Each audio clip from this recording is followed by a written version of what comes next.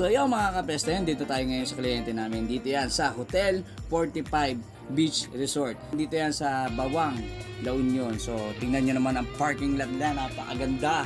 Siyempre, actually wala pa yan mga design for Christmas. Siyempre, ayan ang aabangan natin. So yun, meron din silang mini fairground at meron din silang swimming pool. Actually, meron kaming swimming pool na hindi nakunan dyan. Yan po yung tinatawag na infinity pool na nasa bandang dagat.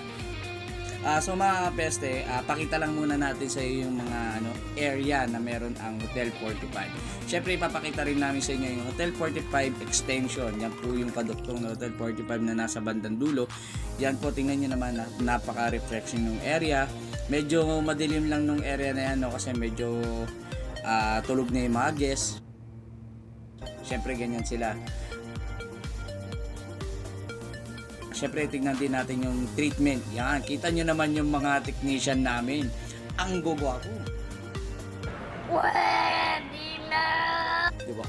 Diyan pa lang, sa Age Solution Technician pa lang, alam nyo na talagang gwapo. Kita nyo naman si Kapeste Jason. Diba? Tingnan nyo itsura niyan. Mukha namang kaya naman niyang buhatin. Mga Kapeste, kaya naman niyang buhatin niya. Mukha lang ho talagang hindi. Pero kaya niya. So yan yung mga procedure natin. Ang tawag dyan ay yan ay mist blower.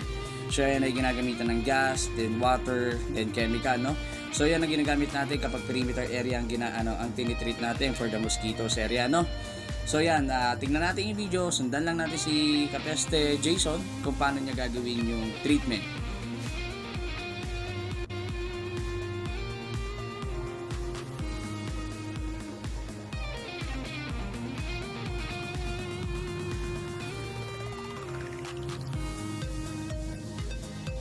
So yan mga kabeste, mag-i-start na si Kapeste ron.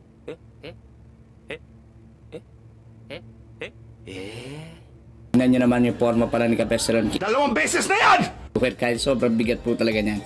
At sobrang lakas ang vibration niyan kapag once na nag-start na.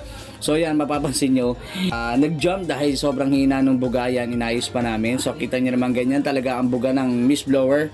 Yan ang proper na pagbubukas ng mist blower. So yan, actually may mga ilalakas pa yan, depende kasi sa area kung paano natin bubugaan yan. Gaya nito, mga medyo mga halaman. So dapat yung buga ng mist blower is talagang sabog at medyo may puwersa yung hangin niya, no? So yan, kinokontrol yan dyan sa may bandang kaliwa, dyan sa may, kung makikita nyo si Kapeste Jason, talagang kinokontrol niya dyan sa may left side, sa may down ng machine. So yan, dyan na nagko-control for low and high nung pressure nung mist blower. So yan, makikita nyo naman na buong perimeter ng Hotel 45 main area ay talagang kailangan nating mistingan for the mosquito prevention, no?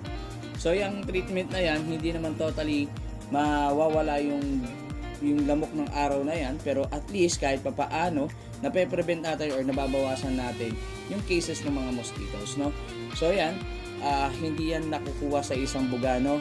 Wala namang pest control na kapag nagbuga ngayong araw na to, totally zero yung lamok, no? Yan ay ginagawa natin for prevention lang at para mabawasan lang yung mga species ng mga lamok, no?